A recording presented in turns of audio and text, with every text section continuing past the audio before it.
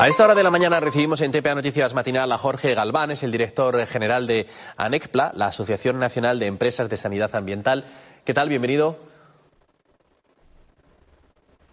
Hola, buenos días, gracias. Mire, ustedes hacen una labor muy importante y a veces desconocida para el gran público que nos puede estar escuchando. Cuéntenos, ¿qué es lo que hacen ustedes? Cuidar de la salud del medio ambiente, pero explíquenoslo. Bueno, concretamente lo que es las empresas de sanidad ambiental que vienen de las tradicionales empresas de control de plagas, lo que hacemos es gestionar organismos nocivos. Todos aquellos organismos nocivos que tienen interés para la salud pública y que se dan en el ámbito urbano y periurbano. Es decir, lo que hacemos es garantizar la salubridad de los espacios. Somos sanidad ambiental, pero en el ámbito urbano y periurbano, haciendo acciones concretas para minimizar el impacto que puede tener un vector como puede ser una rata, una cucaracha, un mosquito con las graves enfermedades que puede transmitir, etcétera. Bueno, casi nada. Abarcan ustedes un campo muy grande, ¿no? Y son cada vez más los problemas o los retos, porque estoy pensando con las consecuencias del cambio climático. Hay cada vez más, no sé si llamarlo amenazas. Pues sí. Realmente este cambio climático y los modos de vida que tenemos, todo está haciendo que cada vez tengamos una mayor cantidad de organismos nocivos que gestionar, porque nosotros no solo gestionamos organismos nocivos en los espacios, como tradicionalmente se conocen las plagas, mosquitos, cucarachas, también gestionamos organismos nocivos en el agua, como puede ser la bacteria Legionella, y quizá en un futuro podrá ser la bacteria Pseudomonas, también en el aire con la limpieza y desinfección de conductos. Es decir, todos estos organismos van aumentando, y es cierto que el cambio climático y también nuestro modo de vida que nos hace trasladar a estos organismos nocivos de un lugar a otro, hace que estas amenazas con el tiempo vayan aumentando. Un ejemplo son los nuevos vectores que aparecen. Es muy interesante esto que ha dicho y bueno, yo tenía otras preguntas, pero voy a centrarme ahora en esta que dice usted, ¿no? Porque además del cambio climático, entiendo los nuevos hábitos de vida, ciudades cada vez más pobladas, habla usted de la Legionella y las Pseudomonas. ¿Esto se puede llegar a controlar o es como ponerle puertas al mar? Hombre, siempre se pueden llegar a controlar. Es verdad que es muy complicado, por no decir casi imposible, llegar a un riesgo cero, pero sí podemos controlar ese riesgo y mantenernos en umbrales y en niveles que mantengan seguras a la población, tanto en la gestión de Legionella u otras bacterias como en el control de vectores. Por ejemplo, con los mosquitos, cuando vemos actuaciones que se llevan a cabo, en el caso de Andalucía por la fiebre del virus del Nilo, en otros casos del Levante, por ejemplo, por problemas que pudieran traer el género Aedes, como puede ser el dengue, el Zika, el chikungunya. Cuando vemos esas actuaciones sí vemos que se minimiza mucho el riesgo. Es la primera barrera en realidad que podemos nosotros establecer ante este tipo de enfermedades. La primera barrera sería el control del vector, la segunda barrera ya serían vacunas y las terceras pues la atención médica. Y aquí, ¿qué importancia tienen las innovaciones tecnológicas en su trabajo para la gestión de plagas? Entiendo que habrán dado un salto que no sé si ha acabado ese salto, si todavía se sigue avanzando. Bueno, ese salto empezó cuando se hizo la norma 17.12.10 en 2008, cuando se hizo la norma de lo que es la gestión integrada de plagas, cuando se empezó a hablar de una forma de gestionar los organismos nocivos, que por cierto la primera norma fue española y en 2016 la siguiente ya fue europea, pero nosotros en España fuimos pioneros en eso. Pues esa norma fue el primer paso y el siguiente ha sido, como en todos los sectores, la digitalización. La digitalización es muy importante y nuestras empresas en su mayoría utilizan diferentes tipos de software para poder gestionar la información. Esto es muy importante porque esta información al final se traduce en datos. Estos datos se traducen en tendencias y estas tendencias nos pueden ayudar a tomar decisiones y a saber qué está ocurriendo. Porque al final, como le comento, cuando hablamos de salud pública, cuando hablamos de cierto tipo de enfermedades, enfermedades zoonóticas, enfermedades transmitidas por vectores, los datos son muy importantes porque esos datos son los que nos van a facilitar la toma de decisiones y el generar alertas tempranas cuando sea necesario. Esto se puede ver a un nivel muy básico, cuando se hace una actuación, por ejemplo, en un restaurante frente a roedores, que tú puedes ver, haces un diagnóstico de situación, en base a ese diagnóstico generas un tratamiento y luego evalúas y puedes ver la tendencia de si tu tratamiento está funcionando bien o no. Esto se puede ver en un tratamiento tan sencillo como puede ser roedores en una industria alimentaria, pero puede ser un tratamiento mucho más complejo de gestión de otros vectores como puedan ser mosquitos, por ejemplo, en un municipio en concreto. Y esto nos lleva a hablar de inteligencia artificial, que también se aplicará en el sector. Claro, la inteligencia artificial hoy en día se está aplicando en todos los sectores y lo mismo que hablamos de esa cantidad de datos, esas tendencias o esas interpretaciones, esa ayuda nos la puede facilitar la inteligencia artificial. Por un lado en la interpretación de datos y también la inteligencia artificial nos lo puede facilitar en otro lado para depuración de técnicas. Por ejemplo, nosotros tenemos un congreso ahora dedicado a la madera en marzo en Bilbao y ahí se van a presentar nuevos sistemas de detección de xilófagos con el uso de inteligencia artificial, porque ayuda también al perfeccionamiento de esas técnicas que nosotros ya tenemos y que la inteligencia artificial con su análisis, que es muy exhaustivo y muy amplio, puede definir mejor cuándo vamos a encontrar un insecto o no. Mejor y en menos tiempo suele ser, ¿no? Procesa un montón de datos en muy poco tiempo. Mire, por hablar de casos concretos, la procesionaria, ¿qué está pasando con la procesionaria? Porque lo que era una excepción ahora parece habitual, ¿no? El adelanto de estas plagas. Sí, bueno, hemos mencionado antes el cambio climático y esto influye mucho. En general, el cambio climático a todos los artrópodos son aquellos animales que no pueden mantener su temperatura corporal y viven de la temperatura del medio, les afecta en que aumenta el tiempo en el que pueden estar activos y por tanto el tiempo en que pueden reproducirse. Aumenta eso que llamamos la ventana temporal de reproducción. Acelera su ciclo metabólico y entonces se pueden reproducir más veces y tienen más tiempo para hacerlo, por lo tanto aumenta las poblaciones. En el caso de la procesionaria, como bien comentabas, la procesionaria suele bajar del árbol a procesionar, como nosotros decimos, a principios de primavera tras las primeras lluvias. ¿Por qué? Entre otras cosas porque necesita temperatura. La procesionaria pasa el invierno en esos bolsones que nosotros vemos en los pinos todas juntas para darse calor. Y cuando viene la buena temperatura baja. ¿Qué pasa? Que ahora esa buena temperatura se está adelantando. Antes era anecdótico ver una procesionaria en enero, febrero. Hoy en día, debido a la tropicalización que estamos sufriendo en el clima, nosotros teníamos un clima subtropical con las estaciones claramente diferenciadas y ahora vemos que se está desdibujando esa línea entre la primavera y el verano, entre el invierno y la primavera. Entonces, ese adelantamiento que comentabas, que antes era anecdótico, ahora es habitual. Ahora es habitual que en enero o febrero nosotros ya veamos a la procesionaria bajando del pino. Y además, como te he comentado, pues con la posibilidad de reproducirse más veces y además esta bajada escalonada hace que a veces también sea más difícil su gestión porque no controlamos a la población, toda la población en un momento concreto, sino que tenemos diferentes fases de población. Es más difícil su gestión porque ¿qué consecuencias tiene o qué riesgos tiene o qué peligros tiene la procesionaria? Que parece insignificante, pero los tiene. Sí. La procesionaria, en principio, lo que es la larva, porque tiene un ciclo complejo, lo que es la larva, se alimenta de las acículas del pino y lo que produce es una defoliación. Pero una defoliación que no suele matar al pino, tiene que ser muy intenso el ataque para que lo mate. En principio ahí no habría un gran peligro, pero sin embargo, estas larvas que hemos comentado tienen unos vellos urticantes que recubren su cuerpo, que se llaman tricomas.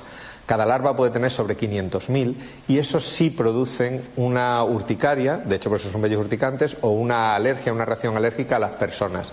La reacción va a depender de la sensibilidad de la persona, es decir, hay personas que esa reacción va a ser muy grande y otras personas más leve. En todo caso, va a producir una reacción alérgica. En caso de zonas con mucosas como ojos, boca o nariz, va a ser mayor. Y sobre todo tenemos que tener en cuenta que el riesgo es mayor para niños y mascotas. En principio porque además son más curiosos y se suelen acercar a ellas y las suelen tocar. Y además porque en el caso de las mascotas, que suelen olerlas con el hocico y con la boca, les puede producir una necrosis tanto en el hocico como en la boca o en la lengua. Y corren el riesgo de que si las llegaran a ingerir podrían llegar a morir. Porque las mascotas a veces con este juego pues se las comen también y eso es peligroso. Hay que tener en cuenta que cuando vayamos a una zona de pinar, ya sea en el ámbito forestal o en el ámbito urbano y periurbano, en diferentes parques, si vemos procesionaria tenemos que andar con cuidado, porque no solo sueltan estos vellos urticantes cuando las tocamos, a veces simplemente por sentirse atacadas o por miedo los pueden soltar de forma voluntaria, el viento los dispersa y como eso, si lo viéramos en un microscopio, tiene forma de anzuelo, cuando nosotros nos pasamos la mano porque hemos sentido algo, nos lo clavamos y es cuando produce la urticaria. Entonces debemos evitar el pasear tanto con niños como con mascotas, así como nosotros mismos, en esas zonas donde haya pinar y procesionaria. ¿Y se está atacando estas plagas de la manera adecuada? Lo digo porque creo que hay una serie de condicionantes, ¿no? Pues por ejemplo, la normativa europea sobre biocidas y ustedes también inciden en que lo hagan profesionales. Claro, porque aquí volvemos a lo que hemos explicado antes de la gestión integrada de plagas. La gestión integrada de plagas requiere un diagnóstico de situación. Ese diagnóstico de situación nos va a decir en cada caso qué es lo que nos encontramos. Ese diagnóstico de situación va a definir un tratamiento y ese tratamiento tendrá una evaluación posterior para ver si está bien hecho o no. ¿Qué pasa con el caso de los biocidas? Nosotros, para actuar contra la procesionaria, tenemos diferentes métodos, desde métodos físicos, biológicos, hasta métodos químicos. Pero ese diagnóstico de situación es lo que nos va a decir, según el momento en que estemos interviniendo, pues si podemos poner, por ejemplo, si estamos interviniendo en una fase en que todavía están todas las orugas en el bolsón, a lo mejor podemos hacer una retirada física de bolsones, cortando los bolsones y luego quemándolos. También, si lo estamos haciendo en una época del año en que las larvas se están moviendo por el árbol, quizá podríamos fomentar el uso de especies que las ingieran. Si lo hacemos en ámbito urbano, por ejemplo, el uso de biocidas está muy limitado y tendremos que usar pues una endoterapia, que es un tratamiento que se le inyecta al tronco del árbol, el árbol lo trasloca hasta las hojas y cuando lo ingiere la oruga muere y entonces no se llega a desarrollar. O sea, todo esto va a depender de un diagnóstico de situación y por eso es tan importante que lo hagan profesionales, porque los profesionales van a definir en cada situación cuál es el mejor tratamiento y van a saber qué tratamientos se pueden producir, por ejemplo, en un ámbito urbano o periurbano, que son diferentes a los que se pueden producir en un ámbito forestal. En un ámbito forestal podemos hacer incluso, si está autorizado, un tratamiento de Bacillus thuringiensis con una avioneta. El Bacillus thuringiensis es una bacteria natural, es un tratamiento, es un biocida de origen biológico que impide que se desarrolle. Por eso digo que es tan importante que sean empresas de sanidad ambiental, las tradicionales de control de plagas, las que lleven a cabo estos trabajos. Pero, y perdóneme la duda, pero es que no lo son. A veces hay empresas que no son especializadas que son los que acometen los trabajos. ¿Esto ocurre? Pues ocurre que nos encontramos mucho intrusismo y a veces hay que tener en cuenta que cuando hablamos de un organismo, mire, le voy a poner un ejemplo concreto. La Vespa velutina. La Vespa velutina es una especie exótica invasora y hay que controlarla. Pero a veces hay personas que se ponen a controlarla porque por su cuenta han estudiado algunas cosas y creen que conocen el insecto y a veces incluso llevan a cabo acciones contraproducentes e incluso ilegales, porque ojo, el uso de biocidas está muy regulado. Un biocida debe ser usado para una especie diana en concreto y con unas condiciones. A lo mejor un biocida que mata una cucaracha mata también una Vespa velutina, pero no se puede utilizar si no está autorizado para ese uso concreto, porque eso ha requerido una evaluación del riesgo y los riesgos potenciales que tiene el uso de ese biocida. Y si no se autoriza para Vespa velutina es por unas razones. En el caso de Asturias, Galicia y otras comunidades nos estamos encontrando mucho intrusismo en el caso de Vespa velutina. Y como digo, la gestión de organismos nocivos, que además tiene repercusión para la salud pública, tiene que estar llevada a cabo por profesionales que tienen las capacidades y las competencias suficientes para poder llevar a cabo estos trabajos. Mire, una duda que me surge al escucharle hablar de la velutina. ¿Dentro de esos profesionales incluye usted a los bomberos? Porque a veces se encuentra, pues eso, algún nido de estas velutinas y se llaman los bomberos que las retiran. Hombre, toda persona que no tenga las competencias necesarias, si un bombero va a retirar un nido de una forma mecánica, hombre, yo creo que debería haber detrás un diseño de por qué se está haciendo eso, pero bueno, de una forma mecánica podría no tener repercusión. Pero en el momento en que se utilizan biocidas, no debería intervenir ninguna persona que no tuviera las competencias para hacerlo, porque además las competencias de los biocidas están en sanidad, que este es el problema. A veces hay competencias que están en sanidad y competencias que están en otras consejerías, y entonces algunos no conocen suficientemente o no respetan, no queriendo, sino yo entiendo que de una manera inconsciente, las competencias de otros. O sea, no se puede permitir que usuarios que no tengan las competencias necesarias utilicen biocidas. En el caso de los bomberos siempre será por un requerimiento del ayuntamiento y si es una cosa concreta no pasaría nada, pero desde luego creo que no es la labor habitual que debería realizar un profesional de ese ámbito. Mire, y ahora en general, porque bueno, hemos hablado de la procesionaria, de la velutina, pero ¿qué plagas realmente deberían de preocuparnos y son, no sé si podemos decir, peligrosas? Hombre, en general, cualquier plaga que transmita una enfermedad es peligrosa porque tiene el riesgo potencial de transmitirla. Desde la rata, la cucaracha. Es cierto que ahora mismo, por ejemplo, el mosquito está teniendo mucho impacto en muchas zonas de España, sobre todo por las enfermedades que puede transmitir y que cada vez además aparecen enfermedades nuevas. Nosotros hablamos de dengue, zika, chikungunya, pero cada vez aparecen nuevos virus como Ubuntu, como otro tipo de virus que se pueden transmitir, porque lo que comentábamos, debido también al cambio climático, nuestros hábitos de vida, no solo se mueven los animales de un sitio a otro, también los virus, las bacterias, los patógenos en general. Entonces quizá ahora mismo el mosquito esté teniendo mucha importancia, la rata y la cucaracha como siempre lo tienen, pero el mosquito está tomando mucha, y también tenemos que empezar a prestar atención a la garrapata. Ya hace tiempo que se la venimos prestando, pero se la tenemos que prestar porque también transmite graves enfermedades, y no solo nos la estamos encontrando en el ámbito forestal o agrario, también nos las estamos encontrando ahora en parques y jardines. ¿Por qué?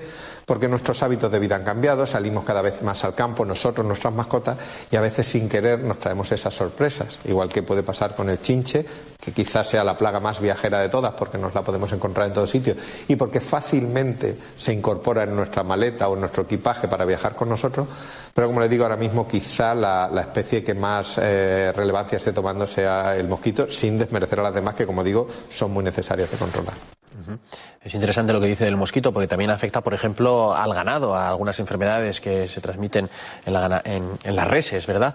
Pero yo le quería preguntar si estas circunstancias son comunes a toda España o si hay diferencias norte y sur por la diferencia de temperatura. Por ejemplo, si hay algo que sea más común, ya le digo, estamos hablando desde Asturias, ¿hay algo que sea más común de aquí?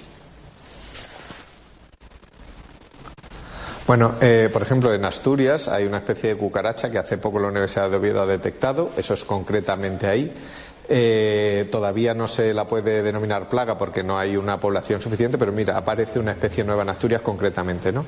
También, por ejemplo, hay zonas donde es más propicio que las plagas se puedan desarrollar por su humedad y su temperatura propia, la zona de Levante, la zona del sur de España, pero es cierto que no tenemos que tener esto como una premisa primordial porque en cualquier momento cambia las reglas del juego. Un ejemplo muy claro es el mosquito tigre. El mosquito tigre empezó en toda la zona de Levante, también estaba bajando por Andalucía, pero ¿quién nos iba a decir? Nosotros en principio, pues por la climatología no esperábamos mosquito tigre en País Vasco, en Navarra, en Galicia, no lo esperábamos. ¿Qué ha pasado? Que con este cambio de la temperatura, esas zonas que en principio climáticamente estaban fuera del ámbito del mosquito tigre, se han vuelto zonas propicias. ¿Por qué?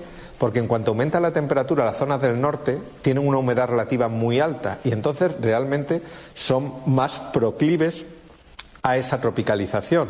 Entonces, sí es cierto que por la climatología, que en España es muy variada, hay zonas donde pueden predominar ciertas plagas, pero en general no debemos estar no alerta porque en cualquier momento pueden aparecer en nuestra zona. Sobre todo porque, como digo, el clima es muy cambiante ahora mismo y las circunstancias cambian mucho. Nosotros estamos cambiando constantemente las reglas del juego. Antes teníamos una estacionalidad muy clara y las plagas tenían una estacionalidad muy clara y nosotros definíamos nuestros tratamientos de una manera muy concreta. Ahora mismo las empresas están constantemente evaluando, constantemente haciendo nuevos tratamientos, haciendo tratamientos en épocas que antes no se hacían, porque las condiciones han cambiado. Por eso es tan necesario lo que hablamos de que lo hagan profesionales, porque el diagnóstico de situación se está volviendo algo básico y esencial, que es lo que debería ser, porque necesitamos ver las circunstancias en cada momento. Tenemos que tener en cuenta que la mayoría de estas plagas, en el caso de la rata no, que es un mamífero, pero en el caso de los artrópodos la mayoría viven de la temperatura del medio, entonces un repunte poblacional se puede deber a un cambio en la temperatura, un cambio en la humedad, un cambio en las condiciones circundantes del medio. Pues Jorge Galván, director general de ANECPLA, la Asociación Nacional de Empresas de Externalidad Ambiental, muchas gracias por recibirnos y hablarnos de este tema que es tan interesante y que a veces le damos la espalda, pero que está ahí en el día a día. Muchas gracias. Muchas gracias a vosotros.